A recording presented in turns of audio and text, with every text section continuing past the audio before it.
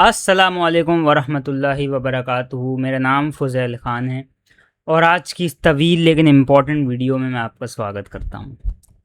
देखिए, हम सूरह यूसुफ़ की कहानी के उस मोड़ पे आ चुके हैं जहाँ से हमारे लिए चीज़ों को समझना अब और ज़्यादा इम्पॉर्टेंट होता जाएगा।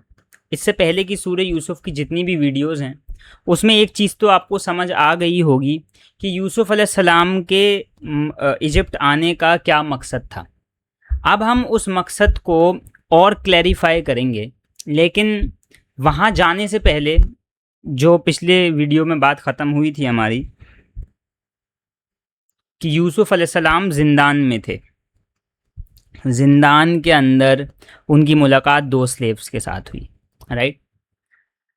उन दो स्लेव्स के साथ मुलाकात करते वक्त कुरान जिन आयतों का जिक्र करता है वो ये हैं, ज़रा गौर से देखिएगा। आयत नंबर 41, O two companions of prison, as for one of you he will give drink to his master of wine, यानी फयस्की रब्बहू खमरन, राइट, खमरा, यानी वो अपने मास्टर को वाइन देगा। और दूसरे के लिए ये कहा गया कि फ़युस्लबू फ़ताकुलु तैरु मिर रासिही, यानी वो क्रूसीफाइड किया जाएगा, सलबहू, उसे सलीब पे चढ़ाया जाएगा, फ़ताकुलु, और उसके सर को खाएंगी बर्ड्स, तैरु, बर्ड्स खाएंगी उसके सर को, यानी उसके गोश्त को खाएंगी। एंड ये तुम दोनों की तकदीर के अंदर अब लिख चुका है। क़ुज़ियल अम्रुल्लज़ी फ़ी तस्तफ्तियान, राइट, ये अब तुम्हारी तकदीर के अंदर लिखा जा चुका है, यानी अभी तुम्हारे बारे में हो के ही रहेगा। लेकिन इसके बाद वाली एक आयत है, उसके अंदर यूसुफ़ अलैहिस्सलाम कुछ ऐसा कहते हैं जिसके साथ ही एक बहुत बड़ी प्रॉब्लम शुरू हो जाती है हम सबके दिमाग में। तो ये पूरी वीडियो उसी के ऊपर है, लेकिन कसम खाता हूँ इस बात की, और यकीन मानिए जब मैं कसम खा रहा हूँ तो लिटरली ये video at the end of the day आपकी ज़िंदगी की सबसे बेहतरीन वीडियो होने वाली है अगर आपने इसे संयम के साथ देखा मेरे साथ।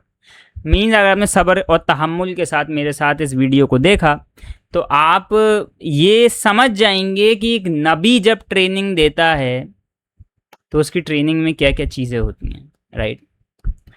फ़क़ाल लिल्लज़ी ज़न्न अन्नहु नाजुम मिन्हुमा ज़कुरनी इंद रब्बिका अज़कुरनी इंद रब्बिका, इस लफ्ज़ पे ज़रा ध्यान दीजिए। And he said to one of he knew he would go free, और यूसुफ ने उस आदमी से, उस स्लेव से कहा जिसके बारे में यूसुफ को पता था कि वो आज़ाद हो जाएगा।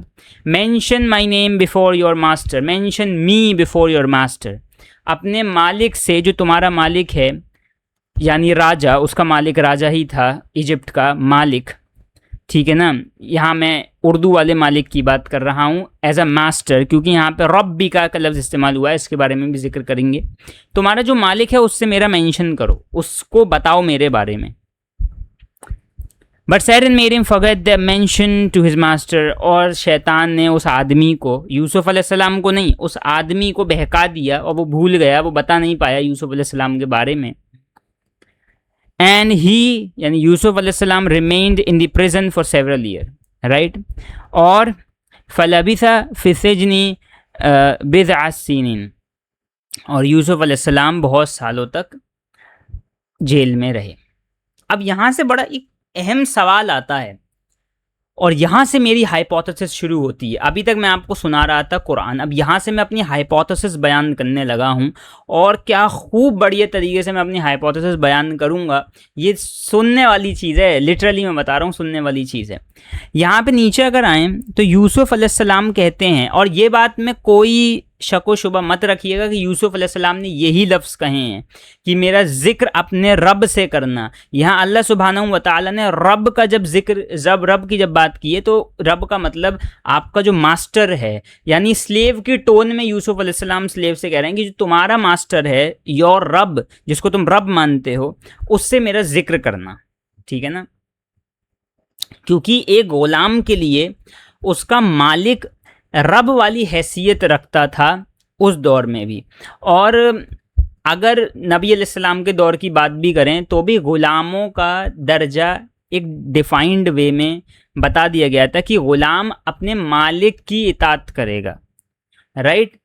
और मालिक ऊपर से जो ऑर्डर आएगा अल्लाह की तरफ से उसको फॉलो करेगा, यानी ग़ुलाम और मालिक दोनों ही और अल्लाह का ऑर्डर फॉलो करेंगे। बट ग़ुलाम के लिए स्पेसिफिकली ये चीज़ें हैं कि वो अपने मालिक की इताअत करेगा, मालिक की बात समझेगा। उसी टोन का इस्तेमाल करते हुए एंशंट इजिप्ट के अंदर यूसुफ अलैहिस्सलाम उस इंसान से कह रहे हैं कि जा अपने रब से मेरा जिक्र करना, ठीक है ना। लेकिन क्यों कह रहे हैं, सवाल यही आता है। मैं तफ़हीमुल कुरान पढ़ रहा था और मैंने बहुत सी तफसीरें भी इसके साथ पढ़ी, लेकिन उलमाओं का इजमा इसी बात पे है कि यूसुफ अलैहिस्सलाम, कोई उलमा कहते हैं कि ये बात यूसुफ अलैहिस्सलाम ने कही नहीं, भाई ऐसा कैसे हो सकता है, यूसुफ अलैहिस्सलाम ने कही। कुछ लोग इस रब वाले टोन को ना बहुत एग्जेजरेट कर देते हैं, रब वाले मामले को, जैसे कि मौलाना मौदूदी ने भी किया है। इब्ने कसीर भी इस मामले को बहुत ज़्यादा तूल देते हैं कि रब का, यानी उसको डिफाइन करने की कोशिश करते हैं। ऑफ कोर्स क्योंकि अल्लाह सुब्हानहू व तआला अपने लिए भी रब का इस्तेमाल करता है, अल्हम्दुलिल्लाह रब्बिल आलमीन, रब्बुल मशरिकैन वल मगरिबैन।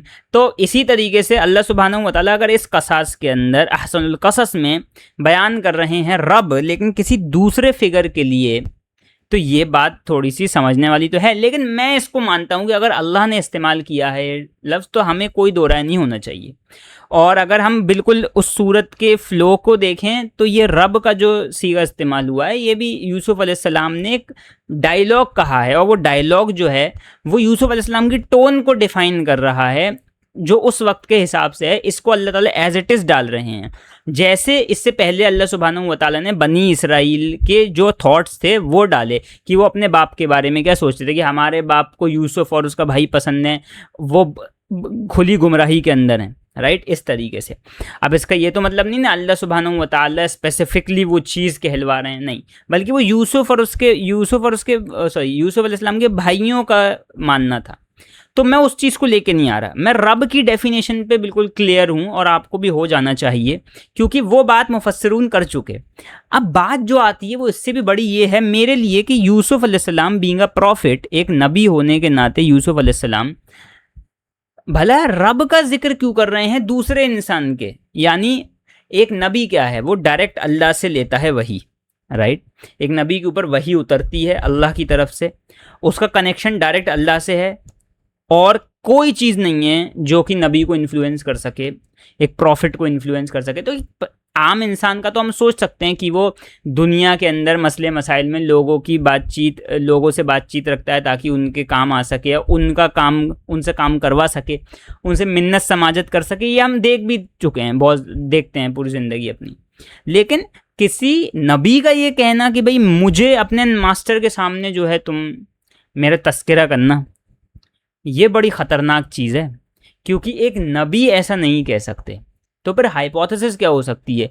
अगर हम ये कहें कि यूसुफ अलैहिस्सलाम से एक भूल हो गई थी छोटी सी, जिसके बिना पे उनकी सज़ा बढ़ गई ज़िंदान की, ये भी कहना गलत होगा क्योंकि भूल हो सकती थी। मैं ये नहीं कह रहा नहीं हो सकती। देखिए वैसी भूल तो नहीं हो सकती जैसी आम इंसानों से होती है क्योंकि नबी जो है मासूम होते हैं, यानी नबी कोई भी ख़ता नहीं कर सकते, ख़ताओं से पाक होते हैं। बट कोई मिसअंडरस्टैंडिंग हो जाती है और वो भी अल्लाह का अहकाम, अल्लाह का इम्तिहान होता है वो नबियों के ऊपर, इसलिए हो जाती है। फॉर एग्ज़ाम्पल यूनुस अलैहिस्सलाम का किस्सा ले लें, लूत अलैहिस्सलाम का किस्सा ले लें, भाई हो गई, छोटी मोटी हो जाती है प्रॉब्लम। छोटी मोटी का मतलब भी नॉर्मल वाली नहीं बोल रहा मैं, इधर मुझे अपने लफ्ज़ों को बड़ा सही तरीके से रखना होगा। नबियों से गलती नहीं हो सकती, तो इसीलिए अगर मैं इसको उस कैटेगरी के अंदर डालूँगी, भूल हो गई होगी यूसुफ अलैहिस्सलाम से, तो ये भूल कोई इतनी छोटी भूल नहीं है। क्यों, उसकी वजाहत भी मैं करूँगा अगर ये हुई है तो। वैसे मैं इसको उस कैटेगरी में नहीं रखता, इसीलिए इसको मैंने माई हाइपोथेसिस कहा है क्योंकि अब इसके आगे मैं वो चीज़ें बयान करने लगा हूँ जो आपको किसी तफसीर में नहीं मिलेगी। हालांकि इसका रेफरेंस तफसीर से ही लिया जा रहा है। तफसीर में वो बात बड़े ही अच्छे अंदाज में जितने भी मुफस्सिरून हैं, चाहे वो तफ़हीमुल कुरान में मौलाना मौदूदी हों या उनसे पहले फ़खरुद्दीन राज़ी, अल-तबरी, इब्ने जरीर अल-तबरी, इब्ने कसीर, ठीक है ना, इब्ने मरदोया, इसके अलावा अल-कुर्तुबी, उसके अलावा इब्न इसहाक, जितनी भी तफसीर हैं, सब के अंदर हमने ये चीज़ नोटिस कर ली कि भाई सारे मुफस्सिरून एक चीज़ पर अड़े हुए हैं कि रब की डेफिनेशन क्या है वो क्लियर होना चाहिए, और इस बात को वो ये समझते हैं कि ये कोई इतनी ख़ास बड़ी बात नहीं है, जबकि मेरे हिसाब से ये ज़्यादा बड़ी बात है। और अगर ये बात है भी तो इस पर भी एक दो ओपिनियंस दिए हैं स्कॉलर्स ने कि ऐसा हो सकता है, वैसा हो सकता है, लेकिन जो ओपिनियन अब मैं देने लगा हूँ वो शायद आपको समझ में आए। अब आइए इसको हम तोड़ देते हैं डिफरेंट स्टेजेस के अंदर और पहले स्टेज की बात करते हैं। शुरू करने लगा हूँ आपके सामने, mention me before your master. ये यूसुफ अलैहिस्सलाम ने उस गुलाम से कहा था जो कि आज़ाद हो गया था और अपने मालिक को शराब पिलाने वाला था।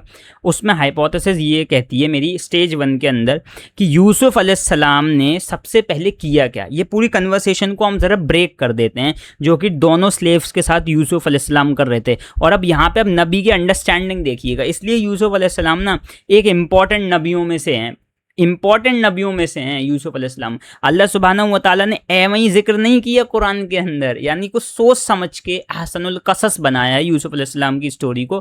क्योंकि मेरे हिसाब से अगर देखा जाए, मैं कुरान पढ़ूं और मैं कुरान के हिसाब से अपने हिसाब से मैं करूं, वैसे मेरी इतनी औकात नहीं है, लेकिन अपने हिसाब से मैं अगर इमेजिन हाइपोथेटिकली मैं हसनुल कसस चुनूं कि मैं किसकी कहानी को चुनूंगा, तो ऑब्वियसली आप सब की तरह मेरी तरह हर कोई मूसा अलैहिस्सलाम की कहानी को ही अहसनुल कसस समझेगा एज अ इंसानी पर्सपेक्टिव, क्योंकि हमें क्यूरियस चीज़ें पसंद हैं, हमें वो डिफरेंट सफ़र पसंद हैं। मूसा अलैहिस्सलाम के कोहे तूर पे जाना, वहाँ बेहोश हो जाना, या फिर हज़रत खिज़र के साथ जाना, या फिर वो 12 कबीले, या वो फ़िरौन के पास जाना, या वो हर चीज़, ठीक है ना, बछड़े की पूजा करने से लेके बछड़ा ज़बा करने तक हर एक चीज़ मूसा अलैहिस्सलाम की ज़िंदगी से हमें क्लोज करती है, इंटरेस्टिंग लगती है वो चीज़। लेकिन अल्लाह सुब्हानहू व तआला ने मूसा अलैहिस्सलाम की कहानी को नहीं कहा हसनुल कसस, अल्लाह ने कहा यूसुफ और उसके भाइयों की जो कहानी है, याद रखिएगा भाई भी आते हैं उस कहानी में, वो है हसनुल कसस। अब क्यों है, तो मैं यहाँ पर ज़रा यूसुफ अलैहिस्सलाम के कैरेक्टर को भी ज़रा साफ़ करता हुआ चलूँ। हालांकि नबियों को ज़रूरत नहीं है, अल्लाह ने जिसका मकाम रख दिया कुरान में वो काफ़ी है, लेकिन ज़रा वो जो कंपैरेटिव एनालिसिस करने वाले लोग होते हैं ना, बाइबल से लेके आते हैं, वो सही तरीके से जब लाते नहीं है कैरेक्टर को बाइबल से, तो वो बाइबल के ही कैरेक्टर को एक्वायर कर लेते हैं और उसको कुरान में फिट करने की कोशिश करते हैं, जबकि वो चीज़ गलत है। बिब्लिकल कैरेक्टर्स मैंने आपको बता दिया था, याकूब अलैहिस्सलाम और इसहाक अलैहिस्सलाम के कैरेक्टर्स से कितने फ्लॉड हैं वो बिल्कुल भी नबी के कैरिकेचर के अंदर आती नहीं है। अब देखिए स्टेज 1 के अंदर यूसुफ अलैहिस्सलाम क्या कर रहे हैं, मैं आपको ज़िंदान में लेके आ गया हूँ। मैं ज़िंदान में बैठा हुआ हूँ और मैं देख रहा हूँ अपनी आंखों से, सामने यूसुफ अलैहिस्सलाम बैठे हैं, इधर 2 कैदी बैठे हैं, मैं भी एक कैदी हूँ मान लीजिए, और मैं दूर से बैठ के नोटिस कर रहा हूँ ज़रा चीज़ें। अब यूसुफ अलैहिस्सलाम को मैं बड़ा क्लोजली नोटिस कर रहा हूँ, मेरी ऑब्जर्वेशन को आप देखिएगा कि मैं कैसे उन 2 कैदियों से, उनका 2 कैदी आए हैं बैठे हैं, उन्होंने कहा है कि हमने 2 ख्वाब देखे हैं, अपने अपने ख्वाब बयान किए, और हम आपको बेहतरीन इंसान समझते हैं इस जिंदान में जो हमारे ख्वाब की ताबीर बयान कर सकते हैं। तो यूसुफ अलैहिस्सलाम और वो 2 बंदे बैठे हुए हैं। अब यूसुफ अलैहिस्सलाम सबसे पहले जब शुरू करते हैं तो वो ताबीर बयान नहीं करते, वो सुन लेते हैं, उन्हें समझ में भी आ जाता है, लेकिन वो डायरेक्ट नहीं कहते कि चलो अब मैं तुम्हें तुम्हारी ताबीर बताता हूँ, नहीं। अब यहाँ पे ज़रा लॉजिक देखिए, फर्स्ट स्टेज के अंदर यूसुफ अलैहिस्सलाम इंजेक्ट करते हैं तौहीद, उसके बाद इंटरप्रिटेशन देते हैं। यूसुफ अलैहिस्सलाम इंजेक्टिंग तौहीद फर्स्ट, देन इंटरप्रिटेशन लेटर। अब यूसुफ अलैहिस्सलाम देखिए क्या कहते हैं 37 आयत नंबर में, Joseph said I will inform you about the interpretation of the dream before the arrival of the food that is sent to you. जो रोज़मर्रा का खाना तुम्हारा आता है जिंदान में कैदियों के लिए, वो इससे पहले कि तुम तक पहुंचे मैं तुम्हारी ताबीर बयान कर दूंगा। भैया इसका क्या सेंस बनता है, मुझे ज़रा ये समझाओ। एक इंसान अपनी ताबीर पूछने आया, भाई खाने से उसका क्या ताल्लुक है। ये यूसुफ अलैहिस्सलाम ने जानबूझ के बात कही है, ये ज़रा समझिए इस बात को, बहुत डीप बात है। इससे पहले कि वो तुम्हारा खाना पहुंचे यहाँ तक, ठीक है ना, जैसे मिलता है रेगुलरली मेस में, जेल में खाना मिलता है, मैं तुम्हारी ताबीर बयान कर दूंगा, तुम्हारी इंटरप्रिटेशन बयान कर दूंगा ड्रीम की। बड़ी बात है। अब यहाँ पे यूसुफ अलैहिस्सलाम कहते हैं this knowledge is part of what I have been taught by my lord. ये वो नॉलेज है जो मुझे मेरे रब से मिली है। I have renounce the way of those who do not believe in Allah and deny the here after, और मैं उन लोगों को बिल्कुल नकारता हूँ, मैं उन पर बिल्कुल बिलीव नहीं करता जो अल्लाह के सिवा किसी और चीज़ की परस्तिश करते हैं, जो अल्लाह के सिवा किसी और ज़ात की परस्तिश करते हैं, और वो आखिरत के दिन को नहीं मानते। चलो अल्लाह की परस्तिश करने वाली बात मैं समझ सकता हूँ, इंजेक्टिंग तौहीद, लेकिन आखिरत का जिक्र क्यों और खाने का जिक्र क्यों, ये समझने वाली बात है। ओके अच्छा, मैंने ये एक मौदूदी की लिए तफ़हीमुल कुरान से, तफ़हीम कमेंट्री इसके साथ होती है, लेकिन मैंने मौदूदी की ये ट्रांसलेशन ली है। अब मैं आपको एक दूसरी ट्रांसलेशन सुनाता हूँ जो कि पिक्टहॉल की है। देखिए इसमें ये वाला पार्ट देखिए, वो तो ऊपर से सेम ही है। Lo I have forsaken the religion of folks who believe not in Allah and are disbeliever in the hereafter, और मैं उनके दीन को, उन लोगों के दीन को नकारता हूँ, उनको नहीं मानता जो अल्लाह में बिलीव नहीं करते, और मैं डिसबिलीवरों की तरह नहीं हूँ जो कि हेयर आफ्टर में भी बिलीव नहीं करते। यानी ना तो डिसबिलीवर जो हेयर आफ्टर यानी आखिरत के दिन को नहीं मानते, और ना वो लोग जो कि अल्लाह को नहीं मानते, मैं उन सब को नकारता हूँ। इसका क्या मतलब है, अभी रुकिए समझाता हूँ। और इसको यूसुफ अलैहिस्सलाम ऐसे कहते हैं, इन्नी तरक्तु मिल्लत कौमी, इन्नी तर्क करता हूँ मैं, मिल्लत कौमी यानी उस दीन को जो कौम का दीन है, ठीक है ना, ला युमिनूना बिल्लाह जो कि ईमान नहीं लाते अल्लाह के सिवा, वहुम बिल आखिरति हुम काफिरून और जो काफिर हैं आखिरत के दिन से, यानी वो आखिरत के दिन पे भी बिलीव नहीं करते, ठीक है ना। और यहाँ पे भी देखिए ज़ालिकुमा मिम्मा अल्लमनी रब्बी, और ये जो इल्म मुझे अता किया गया है ये मेरे रब से अता किया गया है। अब इसका क्या मतलब है, ज़रा मैं आपको दूसरी आयत पढ़ लूँ फिर समझाऊंगा, मेरे नोट्स जो मैंने बनाए हैं इसके थ्रू। आयत नंबर 38 में, and I have followed the religion of my fathers Ibrahim Ishaq and Yaqub, it was not for to associate anything with Allah, ठीक है ना। और ये दीन जो मैं फॉलो करता हूँ मेरे बाप दादाओं का दीन है, इब्राहिम इसहाक और याकूब, ठीक है ना। और मैं इसमें अल्लाह के सिवा किसी को एसोसिएट नहीं करता, मैं शिरक नहीं करता, अल्लाह के साथ शरीक नहीं करता किसी को।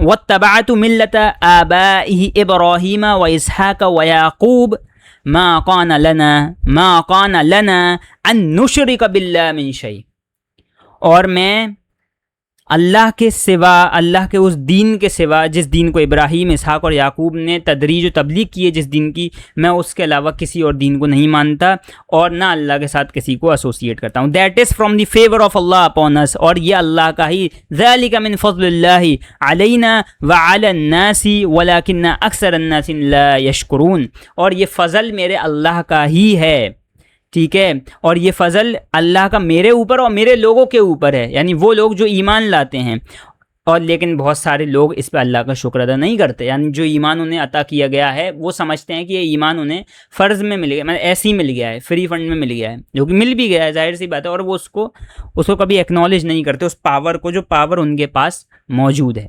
अब देखिए इन दोनों आयतों से ड्रीम का इंटरप्रिटेशन का कोई ताल्लुक़ नहीं है। कोई दूसरा बंदा होता है कहता है यार आप मुझे क्या बता रहे हो, मतलब मैं यहाँ पे आया हूँ अपने ख्वाब की ताबीर जानने, मैं ग़ुलाम हूँ, मैं ज़िंदान में हूँ, मेरे पास अब कोई बचने का चारा नहीं है, मैंने ख्वाब देखा है, मैं आपको अच्छा इंसान समझता हूँ, आप मुझे ताबीर ख्वाब बताएं। लेकिन आप जो हैं वो अपने दीन के बारे में बता रहे हैं, अपने बारे में बता रहे हैं, अपने बाप दादाओं के दीन के बारे में बता रहे हैं, अल्लाह के बारे में बता रहे हैं, ये कह रहे हैं कि मैं शरीक नहीं करता किसी को अल्लाह की इबादत में, मैं शिरक नहीं करता हूँ, और ये दीन बेहतरीन दीन है, और ये दीन मेरे बाप दादाओं का दीन है, और इस पे जो लोग हैं वो शुक्र अदा नहीं करते इस दीन पे रहने का। इसका क्या ताल्लुक़ है, अब ज़रा मैं ताल्लुक़ आपको समझाता हूँ कि यूसुफ अलैहिस्सलाम कर क्या रहे हैं, क्यों यूसुफ अलैहिस्सलाम तौहीद को पहले इंजेक्ट कर रहे हैं और बाद में इंटरप्रिटेशन बयान करेंगे उन स्लेव्स की। अब ज़रा नोट्स पे आ जाइए, कहाँ है नोट्स, ये रहे नोट्स। यहाँ नोट करिए एक चीज़, आप अगर बेहतरीन तरीके से इसको देख रहे हैं, नोट करिए, यहाँ प्रॉफिट यूसुफ अलैहिस्सलाम उन्हें ड्रीम बताने से पहले 2 क्राइटेरियाज डिफाइन कर रहे हैं, यानी इनडायरेक्टली यूसुफ अलैहिस्सलाम ये कह रहे हैं कि बेटा मैं आपको बताऊंगा आपकी इंटरप्रिटेशन, पहले 2 क्राइटेरिया सुन लो मेरे, अगर इन क्राइटेरिया पे पूरे उतरते हो तो तुम्हें बताऊंगा आगे की बात। अब सुनो, सबसे पहला क्राइटेरिया क्या है, clearing the fact that the word from Allah is even faster than the daily food that come to you on time. पहली चीज तो खाना आने से पहले तुम्हारे ड्रीम बता देने से ये ताल्लुक है कि जिस रब की बात मैं कर रहा हूं वो रब मुझे बताएगा, क्योंकि अल्लाह के नबी ने क्या कहा कि इल्म मुझे उसने ज़ालिका मिम्मा अल्लमनी रब्बी, की ये जो इल्म है ये अल्लाह की तरफ से आ रहा है। और उसने कहा उन्होंने कहा कि खाना खाने से पहले मैं तुम्हें बता दूंगा, खाना आने से पहले। इसका मतलब ये है कि क्लियरिंग द फैक्ट दैट अल्लाह का जो कलाम है, अल्लाह का जो वर्ड है वो इतना तेज है कि जितना तेज तुम्हारा खाना भी तुम तक नहीं आ सकता। अब इसका क्या वो है ऑल्सो, अब समझिए इसको क्या है। इसका एक स्लेव मेंटेलिटी को पहले देखिए ना। वो स्लेव हैं, वो बुत परस्त हैं, इजिप्ट के लोग हैं ना, बुत परस्ती करते हैं, दोनों के दोनों स्लेव, तभी तो बैठे हुए हैं यहाँ पे, ठीक है ना। वो तो मोनोइथिज्म को नहीं मानते, उन्हें तो इब्राहिम का दीन नहीं पता, दीन इब्राहिमी से वो गाफिल हैं। अब उनको ऐसा लगता है कि ठीक है खाना जो है उससे पहले ये अल्लाह का वर्ड हमें बता देगा। अच्छा एक और चीज़ देख लीजिए, हमने हिक्सोस पीरियड में मैप किया यूसुफ अलैहिस्सलाम को, ये तो बात क्लियर हो गई। Also in the Hyksos period interpreting dream required several form of magical rituals. Hyksos period और न्यू किंगडम के मैजिक में ज़मीन और आसमान का फ़र्क था।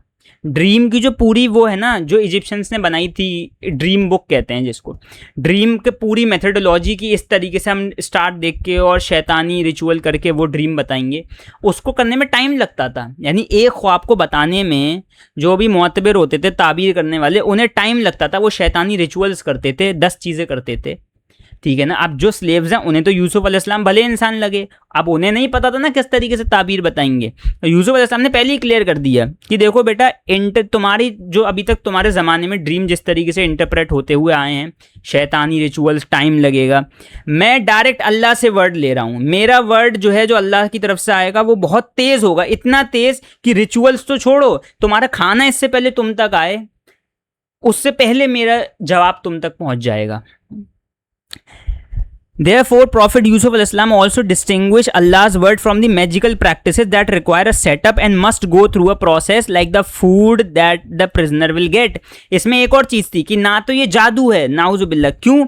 क्योंकि अल्लाह इसके लिए तुम्हें रिचुअल करने की ज़रूरत नहीं है कोई, मैं कोई जादूगर नहीं हूँ, यानी यूसुफ अलैहिस्सलाम नाउजुबिल्लाह कोई जादूगर नहीं थे और ना उन्हें कोई रिचुअल करने की ज़रूरत थी। उनका काम बस ये था कि अल्लाह सुब्हानहू व तआला से दुआ करनी है, अल्लाह बताएंगे और अल्लाह सुब्हानहू व तआला का जो डिसीजन होगा वही उनकी डेस्टिनी होगी। इल्मुल अहदीस, ये यूसुफ अलैहिस्सलाम को इल्म अता किया गया था अल्लाह की तरफ से। और एक और चीज़ कि खाना बनने में भी तो टाइम लगता है ना, रिचुअल करने में भी तो टाइम लगता है, खाना नीचे तक आने में एक प्रोसेस है, पूरा एक प्रोसेस को दर्शा रहे हैं यूसुफ अलैहिस्सलाम। एक ही एग्जांपल से कह दिया कि इससे पहले तुम्हारा खाना आए मैं बता दूंगा, क्योंकि ना मेरे को रिचुअल की ज़रूरत, ना मेरे को किसी प्रोसेस की ज़रूरत कि मैं एक स्पेसिफिक प्रोसेस करूँ उसके बाद कोई चीज़ मेरे तक हो, नहीं, डायरेक्ट होगा, अल्लाह की तरफ से होगा। इसीलिए वो पहली चीज़ जो बताई कि तुम्हारा खाना तुमसे पहले मेरे तक, मतलब जिस इससे पहले कि तुम्हारा खाना मुझ तक पहुँचे, तुम तक पहुँचे, तुम्हारा जवाब तुम्हें मिल जाएगा, तुम्हारे ड्रीम की इंटरप्रिटेशन तुम्हें मिल जाएगी।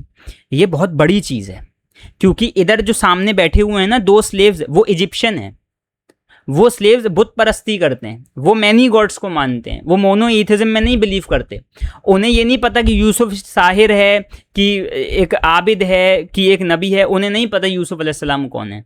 इसलिए यूसुफ अलैहिस्सलाम खुद का इंट्रोडक्शन नहीं कर रही। देखिए नबी की खुसूसियात देखिए, खुद का इंट्रोडक्शन नहीं किया कि मैं नबी हूँ, नहीं, पहले कहा कि अल्लाह है सब कुछ, मैं अल्लाह का बंदा हूँ। फिर बताया कि देखो मेरी क्रोनोलॉजी क्या है, मैं कहाँ से आ रहा हूँ, इब्राहिम, इसहाक, याकूब, ऐसे करके चलता हुआ आ रहा हूँ। यानी मैं इकलौता ऐसा बंदा नहीं हूँ जिसको तुम समझो कि यही पूरी दुनिया का मसीहा बन के आया, नहीं, मुझ जैसे और भी इंसान आए हैं और ये अल्लाह के हाथ में है कि वो किसे इल्म दे। अल्लाह ने मुझे इल्म दिया है, इल्मुल हदीस का, इसलिए मैं तुम तक वो इंटरप्रिटेशन पहुँचा दूंगा। इन इट सेल्फ यूसुफ अलैहिस्सलाम फिर से यही बात करें कि मैं एक मीडियम हूँ और मेरा अल्लाह से जो ताल्लुक़ है वो इतना फास्ट है जितना फास्ट खाना भी तुम तक नहीं पहुँचेगा, जितना फास्ट कोई रिचुअल करके, जादू करके भी कोई नहीं बता पाएगा, जितना फास्ट कि अगर मैं खुद भी कोई प्रोसेस करूँ, कोई चिल्ला काटूँ या कुछ ऐसा, कुछ से कुछ नहीं होगा, बहुत तेज़ है। ये वो चीज़ समझिए अभी भी। लेकिन जवाब तो मिला नहीं, मतलब ठीक है कुछ ना कुछ साइकोलॉजिकल असर पड़ा उनके दिमाग में, बट जवाब नहीं मिला अभी भी। दूसरी चीज़, ये पहला क्राइटेरिया है, पहला क्राइटेरिया समझ गए कि वर्ड जो है वो डायरेक्ट अल्लाह की तरफ से आ रहा है। सेकेंड क्राइटेरिया जो है, प्रॉफिट यूसुफ अलैहिस्सलाम deliberately open up about his religion because without believe in Allah and the last day his calling the interpretation and इल्म from Allah would be baseless.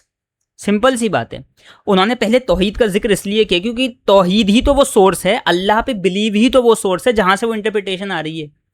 तो अगर यूसुफ अलैहिस्सलाम मेरली इंटरप्रिटेशन बोल देते तो वो ये समझते कि ये यूसुफ अलैहिस्सलाम की इंटरप्रिटेशन है, लेकिन ऐसा नहीं था। यूसुफ अलैहिस्सलाम ने पहले तौहीद के बारे में बताया, अपने दीन के बारे में बताया, उसके बारे में पूरी तरीके से लास्ट डे के बारे में बताया। कहा ना कि मैं बिलीव नहीं करता उन पे जो कि डिसबिलीवर हैं लास्ट डे के और अल्लाह पे भी बिलीव नहीं करते। यानी तुम्हें अल्लाह पे भी बिलीव करना पड़ेगा, आखिरत पे भी बिलीव करना पड़ेगा। आखिरत पे क्यों?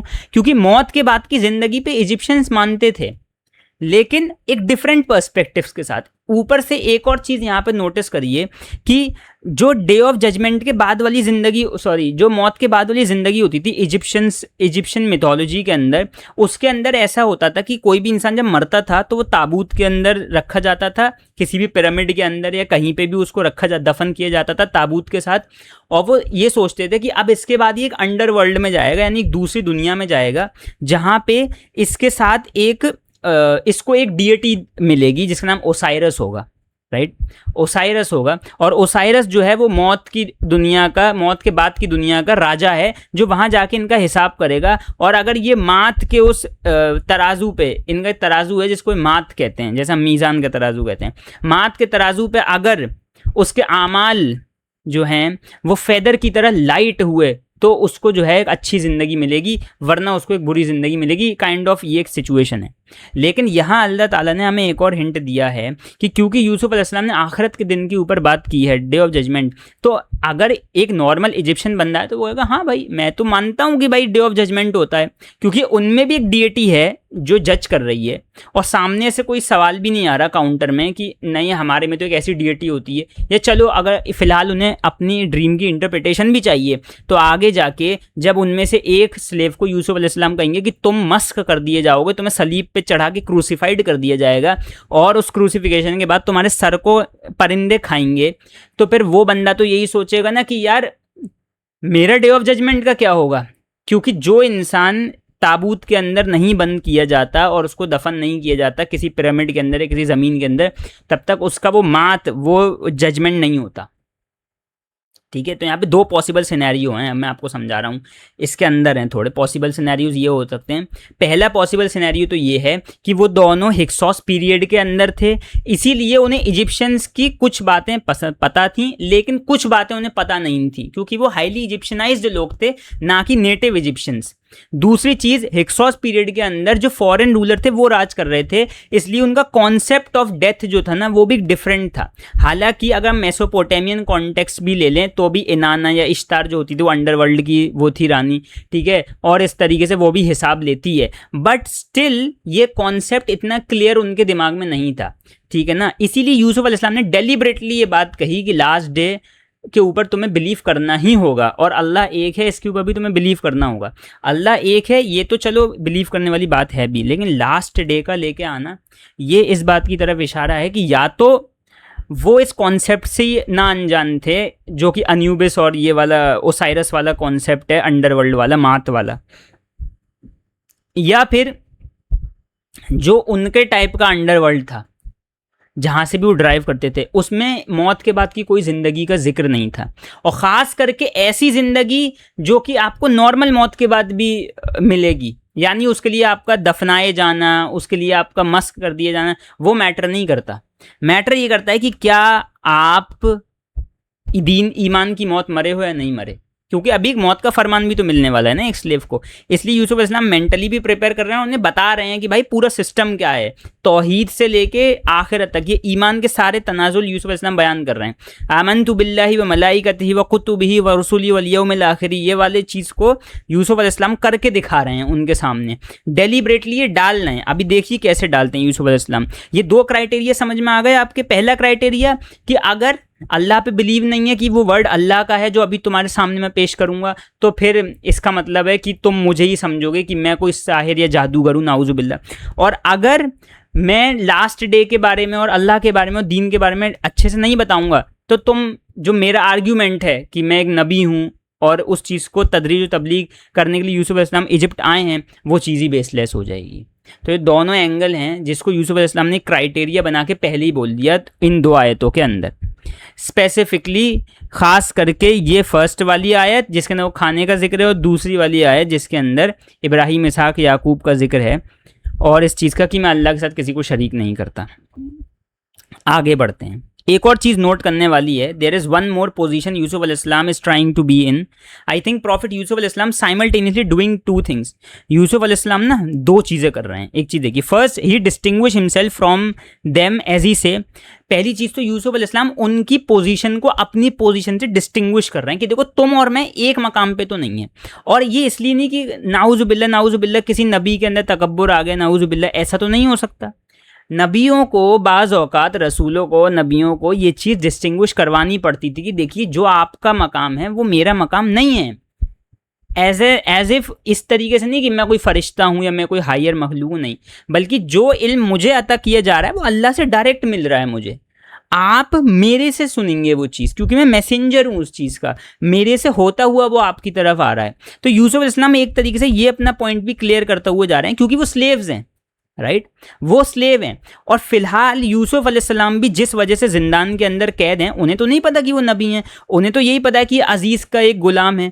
तो फिलहाल यूसुफ अलैहिस्सलाम उस स्लेव मेंटालिटी से अपने आप को ऊपर उठा रहे हैं कि देखो अब मैं तुम्हें जो ड्रीम की इंटरप्रिटेशन देने जा रहा हूँ वो इसीलिए मैं दे पा रहा हूँ क्योंकि मेरी एक पोजीशन है जो कि तुमसे थोड़ी सी ऊपर है, राइट। मतलब उस सेंस में नहीं, आप समझ गए ना, कि एक तकब्बुर वाले सेंस में नहीं, बल्कि वो डिफाइन करने के लिए कि देखो मैं तुम्हारी तरह का इंसान नहीं हूँ। लेकिन साइमल्टेनियसली देखिए यूसुफ अलैहिस्सलाम करते क्या हैं। पहले तो यूसुफ अलैहिस्सलाम जब ये कहते हैं, I followed my religion of my father Ibrahim, Ishaq and Yaqub, it was not for us to associate anything with Allah. और हमारा ये शेवा नहीं कि हम अल्लाह के साथ किसी को एसोसिएट करें। यानी उन्होंने अपनी रैंक को डिफाइन कर दी कि मैं एक नबी हूँ भाई, ठीक है ना, मेरा तो ये है ही नहीं, और ये करना ज़रूरी है, वरना वो नबियों की बात मानेंगे क्यों, राइट।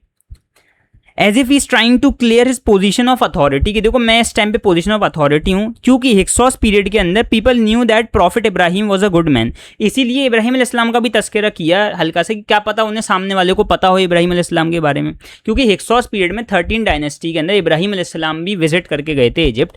तो वैसे भी इब्राहिम अलैहिस्सलाम के बारे में फेमस था कि एक इब्रानी बंदा है, इब्राहिम नाम है उसका, और उनके बाद से वहाँ के लोग इब्रानी लोग कहना शुरू हो गए थे, कनान के लोग। तो इब्रानी इंसान यानी एक एथनिसिटी बन गई थी ये लोगों की इब्राहिम अलैहिस्सलाम से। तो लोग जानते थे कि हाँ अगर मोनोएथिस्टिक लोग होते हैं तो फिलहाल उन्हें इब्रानी लोग हम कहते हैं, राइट। यानी बनी इसराइल को अभी कोई नहीं जानता था, क्योंकि ऑब्वियसली बनी इसराइल अभी ख़ानदान था सिर्फ, आगे वो कबीले नहीं बने थे मूसा अलैहिस्सलाम के दौर की तरह। तो इस टाइम पे लोग बनी इसराइल और बाकी दीगर मुसलमानों को इब्रानी कह के पुकारते थे, क्योंकि वो इब्राहिमिक रिलीजन के ऊपर थे। तो इसीलिए यूसुफ अलैहिस्सलाम ने साइमल्टेनियसली ये कहा कि मैं भी उसी पोजीशन के अंदर हूँ, उसी हायरार्की का एक हिस्सा हूँ, ठीक है ना। तो मेरी पोजीशन ऑफ अथॉरिटी जो है ना वो वैसी ही है जैसी इब्राहिम, इसहाक और याकूब की थी। और हम चारों की यही क्वालिटी है कि हम अल्लाह के सिवा किसी को नहीं पूछते और अल्लाह के साथ किसी को एसोसिएट नहीं करते, यानी शिर्क से भी पाक हैं और कुफ्र से भी पाक हैं। तो हम प्योर मोनोएथिस्टिक लोग हैं, ये चीज़, ठीक है ना। तीसरी चीज़ जो सेकंड चीज़ है, यूसुफ अलैहिस्सलाम साइमल्टेनियसली, देखिए कितना खूबसूरत ये कलाम है कि एक तरफ यूसुफ अलैहिस्सलाम अपनी अथॉरिटी भी बता रहे हैं, लेकिन दूसरी तरफ यूसुफ अलैहिस्सलाम इंसानी जेस्चर देने के लिए उनकी स्लेव मेंटालिटी में भी घुसना चाह रहे हैं।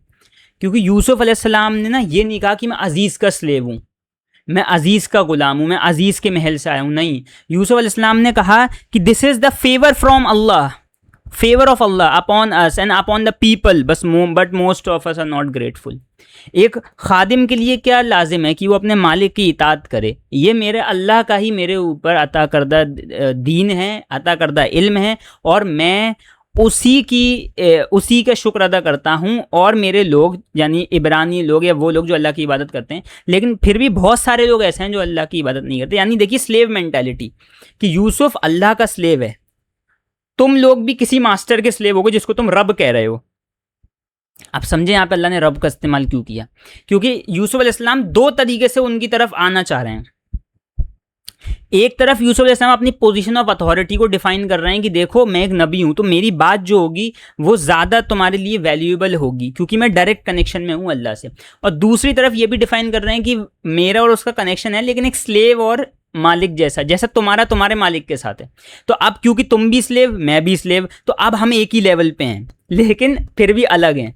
यानी जब इंसान की बात आएगी, यानी मेरी यूसुफ की, तो यूसुफ तुम्हारी तरह ही गुलाम है, ऐसा यूसुफ अलैहिस्सलाम कह रहे हैं। लेकिन जब बात आएगी इल्म की, जो यूसुफ तुम्हें अता करेगा, जो इंटरप्रिटेशन यूसुफ तुम्हें देगा, तो उस मामले में यूसुफ अपर हैंड में है, तुम नीचे हो, और तुम्हें माननी पड़ेगी वो बात क्योंकि वो यूसुफ के खुदा की तरफ से आ रही है तुम्हारी तरफ। इस चीज़ को ज़रा इस कॉन्सेप्ट को ज़रा समझिए प्यार से, तब समझ में आएगा।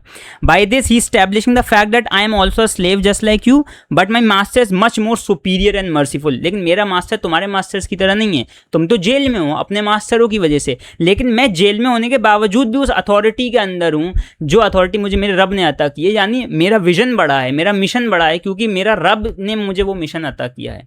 ये सारी बातें जो हैं ये डायरेक्ट नहीं बोल रहे, ये उनके दिमाग में जा रही हैं स्लेव्स के, और ये तरीका है ना उनकी कम्युनिकेशन का। यूसुफ अलैहिस्सलाम को अल्लमहुल बयान वो आता है करना, जो ना अता किया गया है अल्लाह की तरफ से, और ये एक नबी की स्पेशलिटी होती है, बल्कि एक हर उस नेक इंसान की स्पेशलिटी है जो कि किस तरीके से डाल दे। और फिर जाहिर सी बात है कुरान में अहसनुल कसस ऐसे ही तो नहीं बना दी गई ना ये सूरत, इसमें है बहुत सारी ऐसी चीज़ें जो कि एलोक्वेंस की हकदार हैं। स्टेज 1 हमने क्लियर कर लिया। यहाँ यूसुफ अलैहिस्सलाम ने 2 क्राइटेरियाज डिफाइन किए, 2 आयत के अंदर हमने उस चीज़ को समझ लिया और तौहीद को पहले इंजेक्ट कर दिया, अपनी पोजीशन क्लियर कर दी एज एन अथॉरिटेटिव भी कि मैं अथॉरिटी में तुमसे ऊंचा हूँ, लेकिन स्लेव मेंटालिटी में मैं तुम्हारी तरह ही एक आम इंसान हूँ, तो जो तुम्हारे ऊपर बीत रही है मैं उसको समझ सकता हूँ। एम्पैथी भी आ गई और एक हायरार्की, डोमिनेंस हायरार्की में ऊपर भी आ गए यूसुफ अलैहिस्सलाम। तो ऑटोमेटिकली अब उनका डिसीजन जो होगा वो न सिर्फ अल्लाह की तरफ से आएगा उनके दिलों के अंदर, बल्कि वो इस चीज़ को एक्सेप्ट भी करेंगे, क्योंकि एक्सेप्ट करने वाली बात भी तो है ना। अच्छा, अब आती है सबसे बड़ी चीज़ जो कि यूसुफ अलैहिस्सलाम डालना चाह रहे थे, वो है कॉग्निटिव डिसोनेंस। हम सबको पता है कॉग्निटिव डिसोनेंस क्या होता है। एक बात है दिल में जो कि हम मानते हैं सच भी है, पता भी है कि यार ये सच है, एक चीज़ हम कर रहे हैं हमें पता भी है वो सही नहीं है लेकिन हम फिर भी वो चीज़ कर रहे हैं, ये जो डिसोनेंस है ना इसको कॉग्निटिव डिसोनेंस कहते हैं। इसका बहुत बढ़िया एग्जांपल तो मैं दे ही चुका हूँ अपने चैनल पे, वलीद इब्न अल मुगीरा कॉग्निटिव डिसोनेंस का शिकार, अंदर से जान चुका था कि नबी अलैहिस्सलाम ही वो वाहिद नबी हैं जो आखिरी नबी हैं, और कुरान ही वो वाहिद कलाम है जो इस बात की तदरीज कर रहा है, तबलीग कर रहा है, ठीक है ना, इस बात की तशरीह कर रहा है, लेकिन नहीं माना। क्यों? क्योंकि कॉग्निटिव डिसोनेंस का शिकार था। अब यहाँ पे यूसुफ अलैहिस्सलाम जानबूझ के इन 2 स्लेव को कॉग्निटिव डिसोनेंस में डाल रहे हैं। अभी तक नहीं थे वो, अभी तक वो पॉलीएथीस्ट ही थे, अभी तक वो अपने खुदाओं को ही पूछते थे, अभी तक वो यूसुफ अलैहिस्सलाम के बारे में ज़्यादा कुछ नहीं जानते थे, बस ये जानते थे भी शक्ल से अच्छा लग रहा है, भोला भाला लग रहा है, इससे पूछ लेते हैं, आलिम लग रहा है, बस। अब कॉग्निटिव डिसोनेंस शुरू हो चुका है। यूसुफ अलैहिस्सलाम चाहते डायरेक्ट बता देते, लेकिन अब कॉग्निटिव डिसोनेंस कर दिया है यूसुफ अलैहिस्सलाम ने क्रिएट। स्टेज 2 में कैसे देखते हैं, आयत नंबर 39। O my 2 companions of prison are separate lords better और Allah the one the prevailing या साहिबति सिजनी अरबाबी मुतफर्रिकून खैरुन अरबाबुन मुतफर्रिकून खैरुन उमिल्लाहुल वाहिदुल कहार।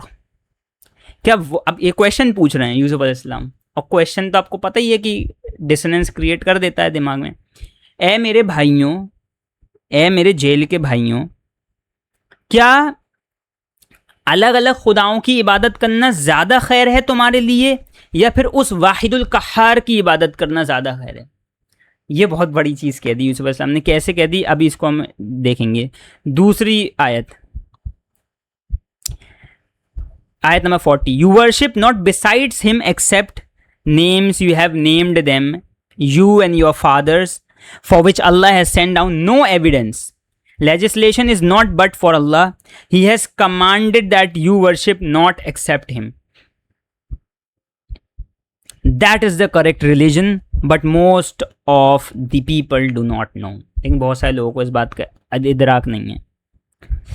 इल्ला अस्माई सम्मयतुमूहा अंतुम व आबाउकुम मा अंज़लल्लाहु बिहा मिन सुल्तान इन्नल हुक्मु इल्ला लिल्लाह अमरा अल्ला तअबुदू इल्ला इय्याहु ज़ालिका दीनुल क़य्यिम वलाकिन्न अक्सरन्नासि ला यअलमून। ये बातें क्यों कही यूसुफ अलैहिस्सलाम ने, आइए अब देखते हैं इसके बारे में। पिक्ट हॉल ने की मुझे बड़ी अच्छी लगती है। अब देखिए, that decision rest with Allah only who hath commanded you that ye worship none save him, this is the right religion but most man not know. यानी तुम जिसकी इबादत अल्लाह के सिवा करते हो, जिन नामों की तुम इबादत करते हो, जिनको तुमने नाम दे रखे हैं, जिन बुतों को तुमने और तुम्हारे बाप दादाओं ने, अल्लाह ने उनके लिए कोई सबूत नहीं उतारा, कोई सबूत नहीं है हमारे पास। ये डिसीजन कि किसकी इबादत करनी है ये अल्लाह की तरफ ही है बस, और वही बताएगा कि किसकी इबादत करनी है, और वो ये कहता है कि मेरी इबादत करो और किसी की मत करो, और यही सही रिलीजन है, लेकिन कोई जानते ही नहीं है इसके बारे में। अब ये बात कहने की क्या ज़रूरत थी इस पॉइंट ऑफ टाइम पे? यानी ये सोचिए कि ये तो वही बात हो गई कि आपसे कोई जवाब पूछ रहा है और मुतनाफिर किए जा रहे हो उस इंसान को कि नहीं मैं तो जवाब नहीं बताऊंगा, मैं अल्लाह की बढ़ाई बयान करता हूँ। वो भी कहेगा थक गए हैं, हमें जवाब चाहिए, हमें ये सब नहीं चाहिए। लेकिन ऐसा आपको लग रहा है, स्लेव की मेंटालिटी ऐसी नहीं चल रही है। यूसुफ अलैहिस्सलाम ने जान के ये बात कही है, और ये उस पॉइंट ऑफ टाइम के ऊपर स्लेव्स को किस तरीके से हिट कर रही हैं, इस नौयत का अंदाज़ा लगाइए आप। देखिए प्रॉफिट नोट देखिए, नाउ प्रॉफिट यूसुफ अलैहिस्सलाम creative a cognitive dissonance in their mind. उन्होंने कॉग्निटिव डिसोनेंस क्रिएट कर दिया ये दो बातें कहकर। There are some things to be notice. यहाँ पे पहली चीज़ नोट करने की ज़रूरत है, यूसुफ अलैहिस्सलाम ने दो एट्रीब्यूट्स का यूज़ किया है अल्लाह सुब्हानहू व तआला का, अल वाहिद अल क़हार। बोथ ऑफ देम, दोनों का अमेजिंग सिग्निफिकेंस है। प्रॉफिट यूसुफ अलैहिस्सलाम himself is countering two things at the first place. ठीक है ना, यूसुफ अलैहिस्सलाम जो हैं वो दो चीज़ों को पहली बार में काउंटर कर दे रहे हैं इन दो एट्रीब्यूट्स के साथ, अल वाहिद अल क़हार। ये कह के कि जिन खुदाओं की इबादत तुम करते हो, सवाल पूछा है कि जिन खुदाओं की तुम इबादत करते हो अलग अलग मुतफर्रिकून, वो ज़्यादा बेहतर हैं या एक अल्लाह जो वाहिद है क़हार है? कितनी बेहतरीन तरीके से बयान कर रहे हैं। देखिए दो चीज़ों को एक ही बार में, एक तीर से दो निशाने कर दिए यूसुफ अलैहिस्सलाम ने इन दो एट्रीब्यूट्स का इस्तेमाल करके, अल वाहिद अल क़हार। पहली चीज़, इजिप्शियन गॉड की मिथोलॉजी आप समझिए। हर एक गॉड का एक नाम होता था, ठीक है, जो कि इजिप्शियंस ने खुद दिया था। इसकी which has no prior authority, यानी उनमें से कोई भी ऐसा कोई नाम नहीं था जो ह्यूमन हिस्ट्री में एग्जिस्ट करता हो। फॉर एग्जाम्पल रा, शू, तेफनुथ, ओसाइरस, आइसिस, इसके अलावा सेथ, इसके अलावा नेफ्थीसिस, राइट, इसके अलावा अनूबिस, ये सारे जो नाम है ना, ये नाम मिथोलॉजी से आपको मिलते हैं, और ये नाम रियलिटी में कोई इंसान नहीं था जो एग्जिस्ट करता हो इस नाम का। ये नाम इन्होंने खुद बनाए हैं, मैं नहीं कह रहा ये बात खुद कुरान कह रहा है। अब देखिए, means neither of them existed in human history before. अब इसका क्या ताल्लुक है? This thing is fascinating because people like Aad and Samud and people of Nuh use to worship their forefather in the form of a deity. Also the people of Babylon worship Namrud like a god in human form. अब यहाँ पे दो तीन examples मैं आपके लिए लाया हूँ कि कौम आद और कौम समूद, अब यूसुफ अलैहिस्सलाम से पहले यही सारी कौमें तो थी जो गर्क हो चुकी थी। कौम लूत थी, कौम आद, कौम समूद। कौम लूत का अलग किस्सा था।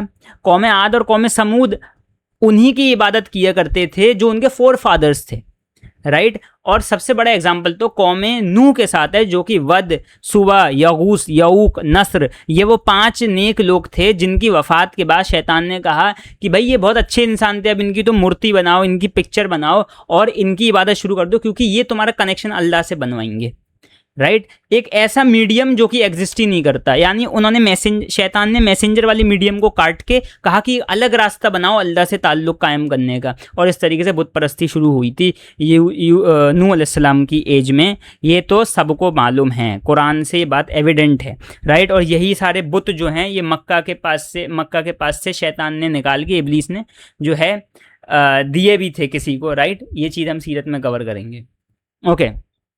इसी तरीके से बेबीलोन, जो कि इब्राहीम अलैहिस्सलाम के दौर में नमरूद को जो पूजा करते थे लोग, इंसान था लेकिन पूजा करते थे, और ये सारे भी इंसान हुआ करते थे। लेकिन अल्लाह कह रहे हैं कि जिन खुदाओं की इबादत तुम करते हो, यानी हिक्सोस पीरियड के लोग, वो तो ऐसे खुदा हैं कि जिनका तो कोई ताल्लुक ही नहीं है इंसानों से, यानी वो ऐसा भी नहीं है कि पहले इंसान हो फिर उन्हें खुदा बना के पूजा जा रहा हो, नहीं, उनके बुत बनाए जा रहे हो, नहीं, वो इंसान कभी थे ही नहीं, वो तो तुमने अपने ख्यालों से पैदा कर दिए थे। यहाँ पे जो इजिप्शियन गॉड की मिथोलॉजी है, जो उन्हें भी नहीं पता बेचारों को बैठे हुए हैं, वो यूसुफ अलैहिस्सलाम एक बार में क्रैक कर दे रहे हैं कि जिनको तुम पूछते हो ह्यूमन फॉर्म में वो तो एग्जिस्ट ही नहीं करते। So this statement is quite interesting और कुड बी अ फैक्ट वल्लाहु आलम that Egyptian god were fictional deities. यहाँ से हमें एक फैक्ट मिल रहा है बहुत बड़ा, इसके बारे में हमें कुछ नहीं बताया जाता। कहते हैं कि ये भी लोग हुआ करते थे। भाई रा है, रा का सर जो है वो एक चील की तरह था शायद, है ना, कुछ चिड़िया का सर था और धर इंसानों जैसा। और इसके अलावा और भी बहुत सारी चीज़ें थी, गैब न्यूथ, राइट, इसके अलावा शू तेफनुत, ये सारी चीज़ें आपने अगर शायद पढ़ी हो इजिप्शियन मिथोलॉजी तो आपको पता होगा। ये सब फिक्शनल डिएटीज हो सकती हैं, क्योंकि यहाँ पे इम्कान तो यही बैठ रहा है, वरना यूसुफ अलैहिस्सलाम इस तरीके से बात क्यों करते कि जिन खुदाओं की तुम इबादत करते हो वो तो अल्लाह ने उनके लिए कोई एविडेंस ही नहीं भेजा, कोई फरमान ही नहीं भेजा, यानी कुछ तो हो उनके पीछे, यानी कोई इंसान हो, कुछ चीज़ हो, नहीं, कुछ नहीं है। तुम खामा खाम एक फिक्शनल डीटी की इबादत करते हो उनको पत्थर बना के, राइट। और यही वो मीनिंग है उस एट्रीब्यूट के पीछे कि कितनी खूबसूरत तरीके से आप ऊपर देख सकते हैं कि पहली आयत में वाहिद और कहार का इस्तेमाल हुआ है, दो एट्रीब्यूट का, और दूसरी आयत उनकी डिटेल बयान कर रही है, यानी पहले वाहिद की डिटेल बयान करेगी, इल्ला अस्मा इस सम्मयतुमुहा अंतुम व आबाउकुम मा अंज़लल्लाहु बिहा मिन सुल्तान, यानी सुल्तान यानी वो अथॉरिटी तो अल्लाह ने अभी तक भेजी नहीं है जिसकी तुम इबादत कर रहे हो, फिक्शनल चीज़ें हैं वो चीज़। तो ये उसके वाहिद होने की वो है कि वही वाहिद है, वही अकेला है, बाकी जिनकी तुम इबादत कर रहे हो तो फिक्शन है। यानी तुम तो उन लोगों से भी बदतर हो जो कि इंसानों की पूजा कर रहे थे उनके मरने के बाद, पहली चीज़। दूसरी चीज़, ये पहली चीज़ काउंटर यूसुफ अलैहिस्सलाम ने कर दी अपने स्टेटमेंट से। दूसरी चीज़ अब क्यों करी अभी बताऊंगा। दूसरी चीज़, the verse shift the style. अब वर्स ने अपना स्टाइल शिफ्ट कर लिया है। कौन सी वर्स ने? इसी वर्ष ने इन्नल हुक्मु इल्ला लिल्लाह, कमांड आई है, इन्नल हुक्मु इल्ला लिल्लाह, भाई ये हुक्म सिर्फ अल्लाह का है। अमरल्लाहि तअबुदु इल्ला इय्या ज़ालिका द्दीनुल क़य्यिम वलाकिन अक्सर अन्नास ला यअलमून। ठीक है ना। अब यहाँ पे वर्स ने स्टाइल शिफ्ट किया है। यूसुफ अलैहिस्सलाम जो हैं अब वो अल्लाह सुब्हानहू व तआला का अथॉरिटेटिव एट्रीब्यूट दिखा रहे हैं कि this part sounds more like a command और for a slave master's command is everything. भाई आप स्लेव मेंटालिटी में घुसे हैं। पहले तो उनके दिमाग को कंफ्यूज किया, किसकी इबादत कर रहे हो? फिक्शनल खुदाओं की। उनका क्या सबूत है तुम्हारे पास? सबूत दिखाओ, कहाँ है उनका सबूत? क्या है उनका सबूत? क्या ये पत्थर के मुजस्समे जो तुम खुद बनाते हो ये सबूत हैं उनके? नहीं, हुक्म सिर्फ अल्लाह का है। और यहाँ अथॉरिटेटिव कमांड अल कहार जो ऊपर अल्लाह सुब्हानहू व तआला ने अल वाहिद के बाद एट्रीब्यूट बयान किया है ना, यूसुफ अलैहिस्सलाम उसको एक्सप्लेन कर रहे हैं। नहीं, हुक्म सिर्फ अल्लाह का है। और बता दिया यूसुफ अलैहिस्सलाम ने पहले स्टेप के अंदर, पहले स्टेज में कि देखो मैं अल्लाह का स्लेव हूँ, अल्लाह मेरा मास्टर है। और जब मास्टर कोई हुक्म देता है तो स्लेव उसे पूरा करता है।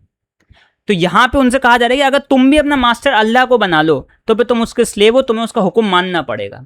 हुक्म तो सिर्फ अल्लाह का है भाई। और मास्टर की कमांड जो है वो स्लेव के लिए हर चीज़ होती है भाई, सबसे इंपॉर्टेंट चीज़। ये स्लेव मेंटालिटी के अंदर है। At the and he says this is the right religion but a few people will understand. और फिर वही पोकिंग कि यही सही रिलीजन है, लेकिन तुम वही नहीं करते गौर। अब आप ये सोचिए कि इंटरप्रिटेशन देने से पहले तमहीद यूसुफ अलैहिस्सलाम ने जो बांधी, इस स्टाइल में बांधी है कि सब दलीलें भी बता दी, उनके खुदाओं के बारे में भी बता दिया कि भाई तुम्हारे खुदा किस लेवल के हैं। इसलिए तो यूसुफ अलैहिस्सलाम को हकीम कहा जाता था ना, यूसुफ हकीम नहीं, सॉरी, यूसुफ सिद्दीक कहा जाता था। ठीक है ना।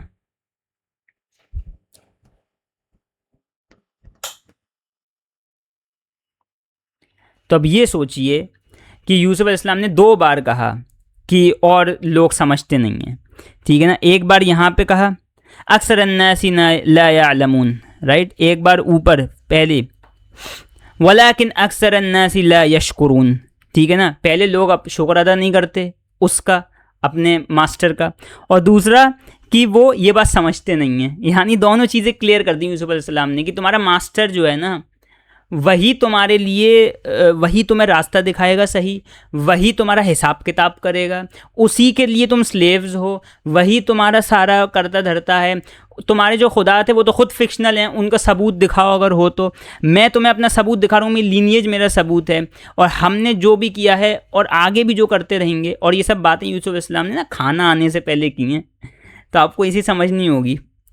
लेकिन बहुत कम ऐसे लोग हैं जो कि वो करते हैं, यानी एक तरीके से पोक करें कि भाई अभी भी समझ नहीं रहे, कि तुम भी कहीं उन्हीं लोगों में से मत हो जाना जो हर चीज़ सुनने के बावजूद भी अकल से काम नहीं लेते, ठीक है ना। जैसे कि बहुत सारे लोग हैं जो अकल से काम नहीं लेते। अब यहाँ पे कॉग्निटिव डिसोनेंस आप चेक कीजिए उन स्लेव्स के दिमाग में जब बना है।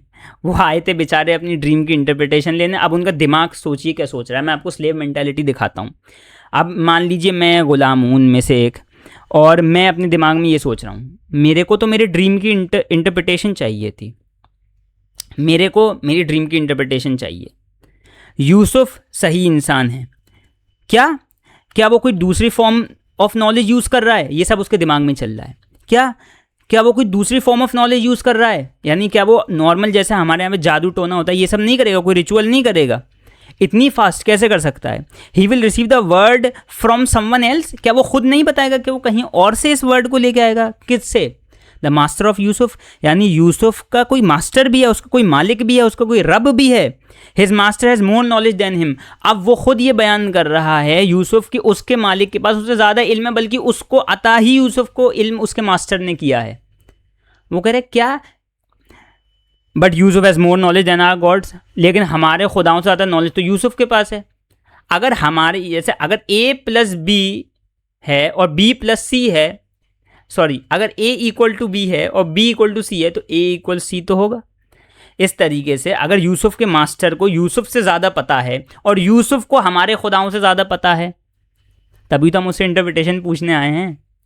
तो इस हिसाब से यूसुफ के खुदा को सबसे ज़्यादा पता है और उसकी तरफ से ही हमारे लिए जवाब आने वाला है। अब यूसुफ कुछ जवाब नहीं देगा, उसका खुदा हमें जवाब देगा, ठीक है ना। His argument seems to be real. अब उनके दिमाग में आते हुए हैं, लग तो रहा है सही भाई, इसके आर्ग्यूमेंट सारे सही रहे, लेकिन लेकिन लेकिन मुझे तो अपनी ड्रीम की इंटरप्रिटेशन चाहिए। यानी वो पूरा मेंटल बिल्डअप यूसुफ अलैहिस्सलाम ने दिमाग में कर दिया। शुरुआत देखिए, ड्रीम की इंटरप्रिटेशन ही चाहिए थी। हर एक चीज़ दिमाग बोलता जा रहा है कि क्या यूसुफ सही पर्सन है क्या वो कोई दूसरी फॉर्म ऑफ नॉलेज यूज़ कर रहा है, क्या वो कहीं और से अपना इल्म लेगा, किससे? अच्छा अपने मास्टर से। क्या उसके मास्टर के पास ज़्यादा नॉलेज है? हाँ, लेकिन यूसुफ के पास तो हमारे गॉड से भी ज़्यादा नॉलेज है। वो तो अपने मास्टर की नॉलेज बता रहा है कि हमारे गॉड्स तो कुछ नहीं है, फिक्शनल है, लेकिन यूसुफ तो खुद एक स्लेव है अपने मास्टर का। इसका मतलब इसके सारे आर्ग्यूमेंट तो सही लग रहे हैं, लेकिन at the end of the day हमें तो अपना ड्रीम का इंटरप्रिटेशन चाहिए। यानी अब अगर यूसुफ अलैहिस्सलाम इस मोमेंट पे ड्रीम को इंटरप्रेट करेंगे उनके, तो अब एकदम से सारे डॉट्स जो हैं वो कनेक्ट हो जाएंगे और दोनों ही स्लेव अपनी अपनी सिचुएशन को समझ जाएंगे। इसीलिए तो डे ऑफ जजमेंट का बोला जा रहा था ना। देखिए, at this point of time the final factor would turn them towards the right path. अब उनके लिए एक फाइनल फैक्टर ये बचा। देखिए, शैतान भी सेम चीज़ करता है, अगर आपको ना पता हो तो। शैतान को एक बार में नहीं भटकाता रास्ते से, वो धीरे धीरे धीरे धीरे करके टर्न करता है आपका एंगल। सिरात मुस्तकीम सीधा है, वो धीरे धीरे धीरे धीरे सिरात मुस्तकीम से थोड़ा सा टिल्ट करता जाता है, करता जाता है, करता जाता है, करता जाता है, बस फिर एक फाइनल ब्लो देता है और फिर आप सीधे जहन्नम के अंदर जाके गिरते हैं। अल्लाह सुब्हानहू व तआला भी इसी टाइप से सिखा रहे हैं इंसान को, थोड़ा थोड़ा रास्ते पे ला रहे हैं, थोड़ा थोड़ा थोड़ा थोड़ा थोड़ा थोड़ा। यूसुफ अलैहिस्सलाम शैतान वाली ही ट्रिक अपना रहे हैं, क्योंकि नबी हैं, टक्कर तो अदुव्व मुबीन से है, ये तो हमें पता है। सूरह यूसुफ तो इसी के बारे में है कि भाई तुम्हारी एक ही दुश्मन से टक्कर है, अदुव्व मुबीन, राइट। तो यूसुफ अलैहिस्सलाम को तो पता है मेरा एक ही दुश्मन है, शैतान। ये देखिए, शैतान का ही हरबा इस्तेमाल कर रहे हैं उसी के खिलाफ यूसुफ अलैहिस्सलाम। ये है दुश्मन को डिफीट करने की चाल, कि उसी का हरबा उसी के खिलाफ इस्तेमाल करो, लेकिन इस तरीके से कि सांप भी मर जाए लाठी भी ना टूटे। यानी दीन की तदरीज व तबलीग भी हो जाए, अल्लाह की कोई रिस्ट्रिक्शंस की पामाली भी ना हो, और आप अपना काम भी कर जाओ एज अ प्रॉफिट। क्योंकि प्रॉफिट्स को तो यही चाहिए था कि भाई हम ज़्यादा से ज़्यादा लोगों को दीन की तरफ लेके आएँ। अब यूसुफ अलैहिस्सलाम को बस एक ब्लो मारना है, यानी वो इंटरप्रिटेशन बतानी है, और दोनों ही स्लेव्स एक बार में उनकी बात समझ जाएंगे। ये तब नहीं हो सकता था जब यूसुफ अलैहिस्सलाम से उन्होंने पूछा था वो सवाल, लेकिन सवाल ये है, एक और सवाल उठता है यहाँ पे, even if both slaves believe in their dreams interpretation how can we say they become मोनोएथिस्ट? क्योंकि मैं आपको इसी हाइपोथेसिस पे लाना चाह रहा हूँ जो हमने शुरू की थी ना, मेंशन माय नेम, यूसुफ अलैहिस्सलाम ने कैसे कहा। मैं आपको उस हाइपोथेसिस पे लेके आना चाह रहा हूँ कि यूसुफ अलैहिस्सलाम के ड्रीम्स बताने के बावजूद भी, इंटरप्रिटेशन बताने के बावजूद भी, हम ये कैसे मान लें कि दोनों बंदे दीन पे आ गए थे, यानी दीन इब्राहीमी पे आ गए थे, यूसुफ अलैहिस्सलाम के दीन पे आ गए थे? कैसे हम मान लें? अल्लाह के दीन पे आ गए थे, कैसे मान लें? ये बड़ा सिंपल है। अल्लाह ने हमें वो पैटर्न दिखाया है कि यूसुफ अलैहिस्सलाम ने पहले उन्हें कन्विंस किया इब्राहिमिक रिलीजन के बारे में। Later even if Allah does not tell that they have accepted, Allah सुब्हानहू व तआला ने इसके बाद ये नहीं बताया कि उन्होंने दीन एक्सेप्ट किया कि नहीं किया, राइट। बट अल्लाह ताला ने ये भी नहीं बताया कि उनमें से किसी ने कुछ आगे से बोला हो या उन्होंने ना मानी हो बात, ये भी नहीं बताया।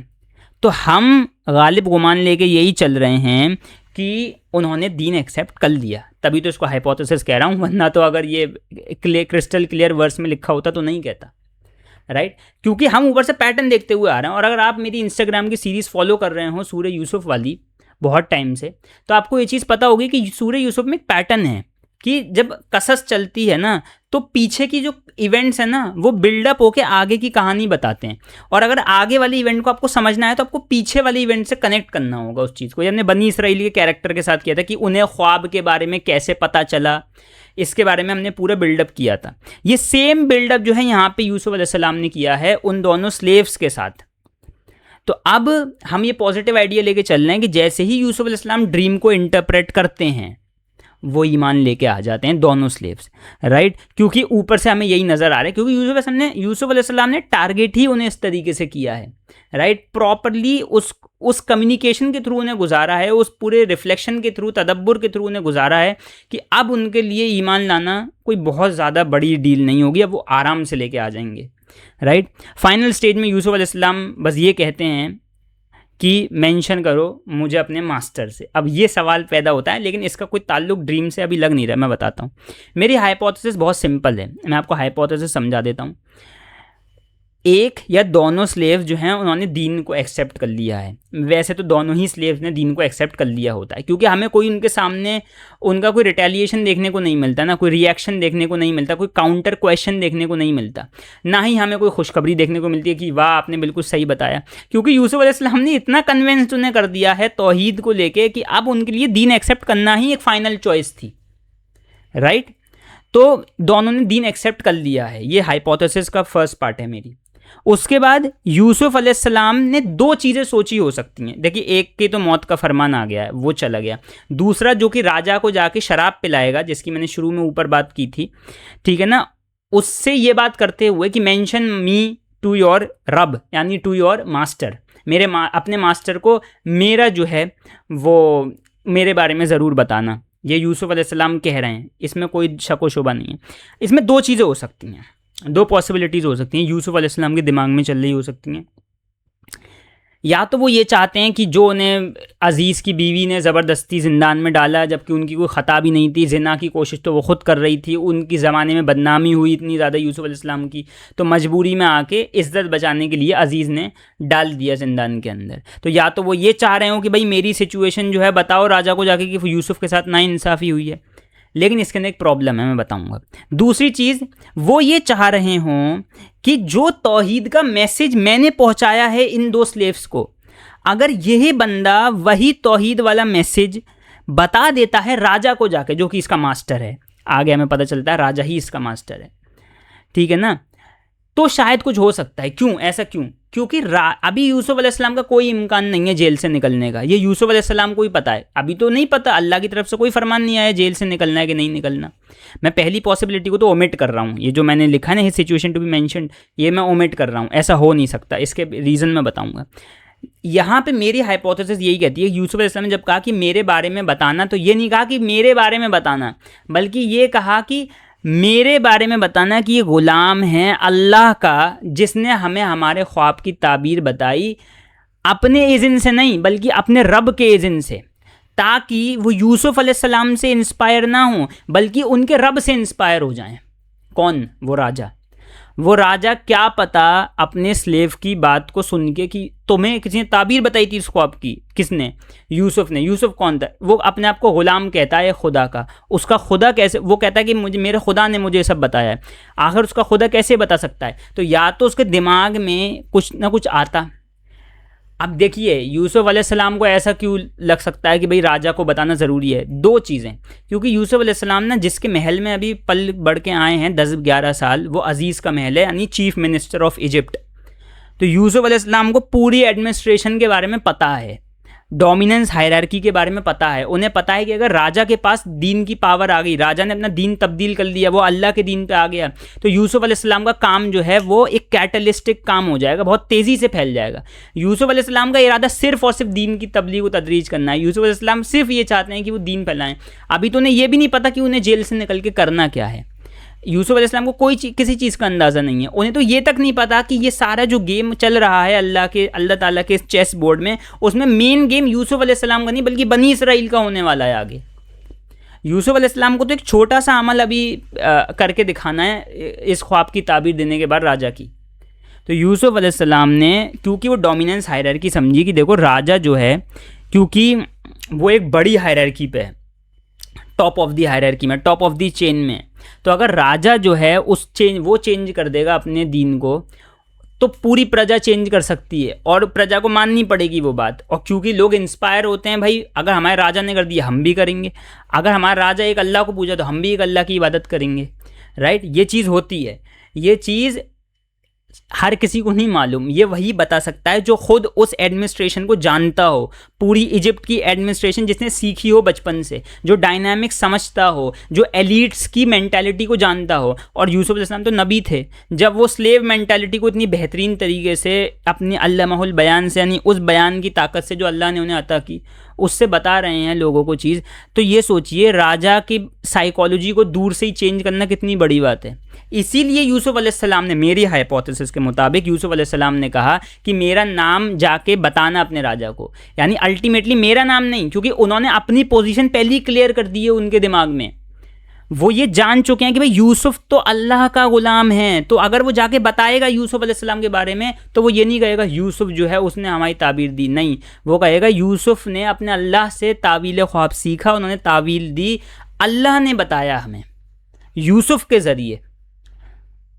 तो अब बंदा इंस्पायर होगा कि नहीं होगा? ये एक पॉसिबिलिटी रख रहे हैं यूसुफ अलैहिस्सलाम अपने जहन में ये बोलते वक्त कि तुम बता दो, क्या पता जो है वो राजा। और देखिए इससे दो चीज़ें भी हो सकती थी कि अगर राजा आगे कोई ख्वाब देखता, मान लीजिए वो यूसुफ अलैहिस्सलाम के दीन पे नहीं आता, लेकिन अगर राजा आगे कोई ख्वाब देखता तो वो यूसुफ अलैहिस्सलाम को कॉल करता कि नहीं करता, उस पॉसिबिलिटी के हिसाब से जो यूसुफ अलैहिस्सलाम ने सोची थी। लेकिन अल्लाह सुब्हानहू व तआला का प्लान वो नहीं था जो यूसुफ अलैहिस्सलाम सोच रहे थे। तो ये यूसुफ अलैहिस्सलाम की तरफ से होने वाली कोई गलती नहीं थी, बल्कि एक सोची समझा एक स्टेटमेंट था कि जाके बताओ, क्योंकि जो साइकोलॉजी उन्होंने इंस्टिल कर दी थी दिमाग के अंदर, अब वो बंदा जाके राजा को कन्विंस कर सकता था। That might be a possibility.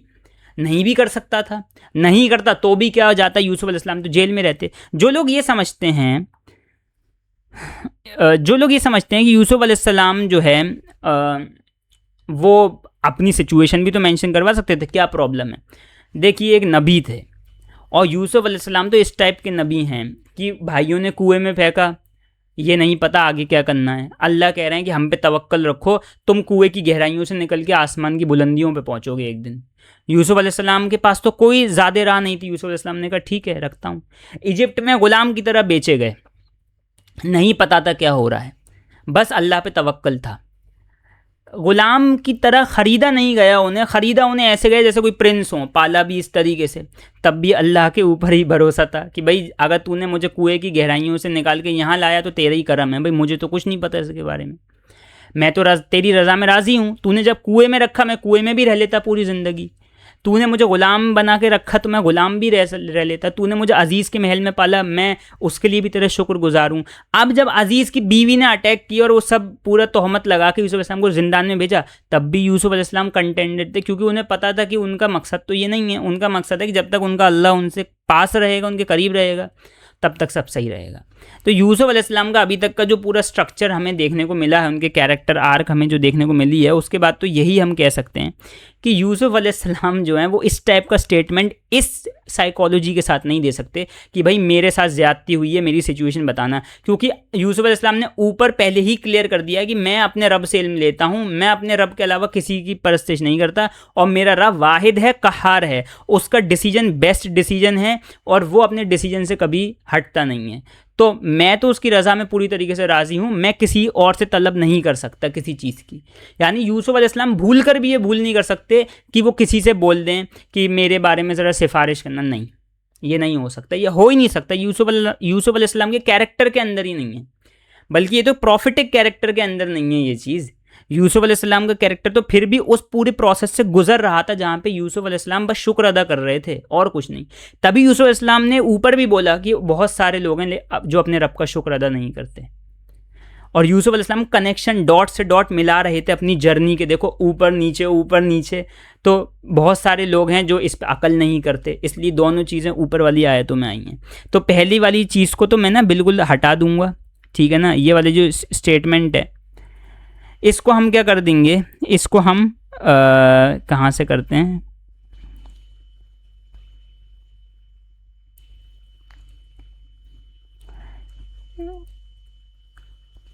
यार मेरे को भी करना नहीं आ रहा लेकिन ये वाला स्टेटमेंट जो है ना, इसको मैं रेड मार्क कर देता हूँ ताकि आप ये समझ जाएं कि ये वाला स्टेटमेंट हमें सोचना भी नहीं है। यहीं पे तो फंसती थी अभी तक तफसीरें इसी पोजीशन पे तो फंस जाती थी, लेकिन इस चीज़ को हमारी हाइपोथेसिस क्लियर कर पा रही है। अब वल्लाहिल अज़ीम ये मेरी हाइपोथेसिस है और मैंने इस तरीके से ऊपर से नीचे तक आयतों को समझा है।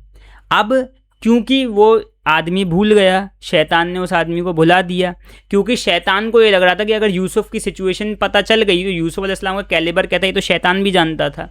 लेकिन शैतान को ये तो नहीं पता था ना कि यार यूसुफ अलैहिस्सलाम को अल्टीमेटली रिहाई मिलेगी और वो राजा जो है वो उसके लिए बुलाएगा यूसुफ अलैहिस्सलाम को, ठीक है ना।